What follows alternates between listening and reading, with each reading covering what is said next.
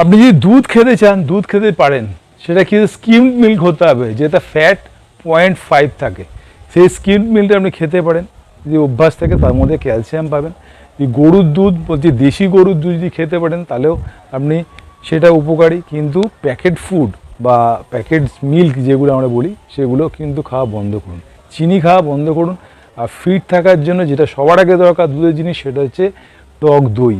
বাড়িতে পাতা টক দই প্রতিদিন যদি 100 থেকে 200 গ্রাম খেতে পারেন, তাহলে আপনার কিন্তু প্রচুর পরিমাণে ক্যালসিয়াম ঢুকবে। তার সঙ্গে সঙ্গে ভেতরে যে ব্যাকটেরিয়াগুলো আছে, সেগুলো কিন্তু খাবার দিতে হবে। তারা কিন্তু আমাদের হজমটাকে ঠিকমতো করবে, আমাদের ডাইজেস্টিভ সিস্টেমটাকে ভালো করবে, পেট রেগুলার পরিষ্কার হবে, এবং তার সঙ্গে সঙ্গে আমাদের এনার্জি প্রচুর পরিমাণে আসবে এবং ঘুম ভালো হবে।